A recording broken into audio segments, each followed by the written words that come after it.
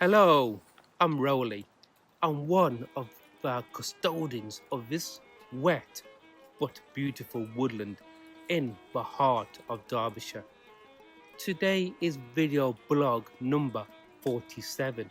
I've recently read in the National Trust magazine about why people leave their marks, from scoring our initials on a wall, clamping a padlock on a bridge, or even creating the Cerne Abbas Giant in Dorset.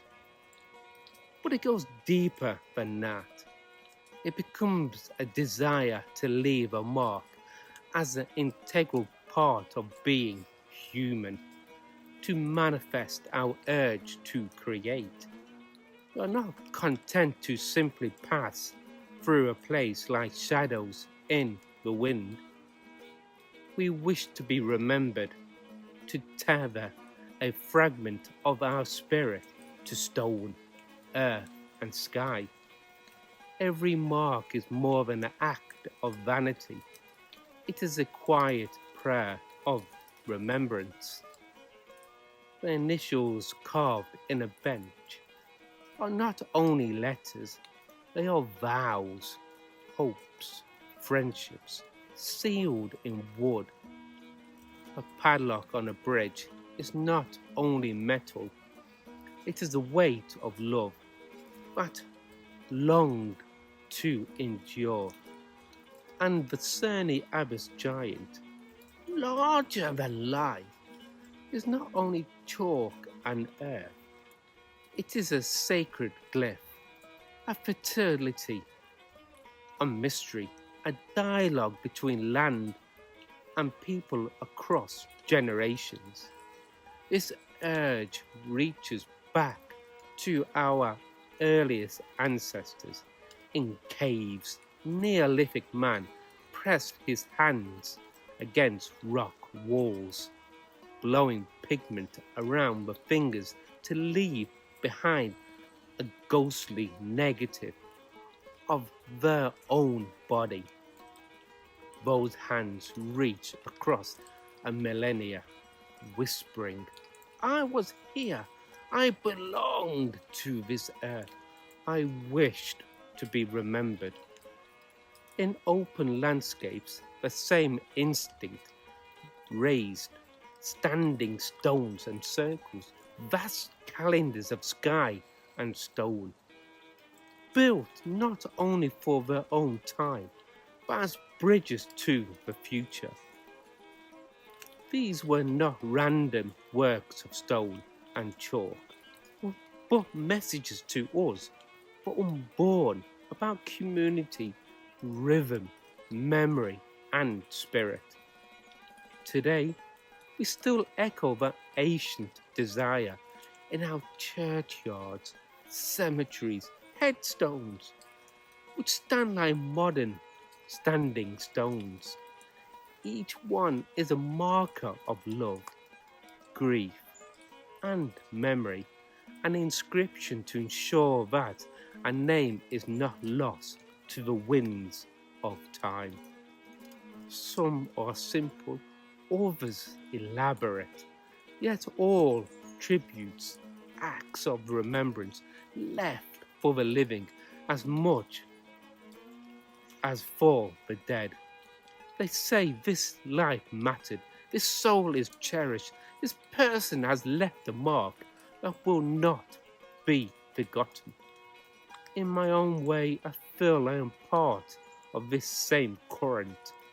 When I create content for my films, I too am leaving a mark, a story told with care, an image shaped with love, a voice laid across the airwaves. All of these become handprints on a cave wall of our present moment. They are fragments of remembrance, markers for those who come after us to discover, to reflect upon, and to carry forward. To leave a mark is to whisper, I was here, I mattered, I loved, I dreamed. It is a universal language of belonging, a desire to reach into the future and take the hand of someone's yet to be born, saying, remember me, not in name perhaps, but in presence. Perhaps the truest act of remembrance is not only what we carve into stone or chalk into the hillside, but in the tenderness we pass on, in planting a tree, in leaving behind words, in the songs that rise long after our voices fall silent. These are the internal inscriptions carried not on walls or cliffs, but in the hearts of others. In this way, every mark, whether carved in chalk, set in stone, filmed through a lens, spoken in passing, or chiseled into a headstone, becomes both memory and prayer.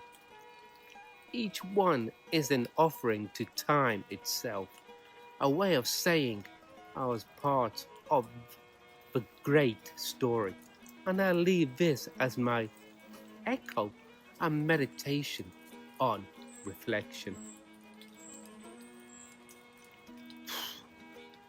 I feel I can breathe now since I got all of that out of my system. So I have the rain dripping down on me now, and still lots of life in the woodland. So without further anything more to say, I want to say thank you for everybody who subscribes and watches my short little films, ditties, whatever you want to call it. I want to say thank you to you all. So I do hope you will enjoy the next segment of the Custodians.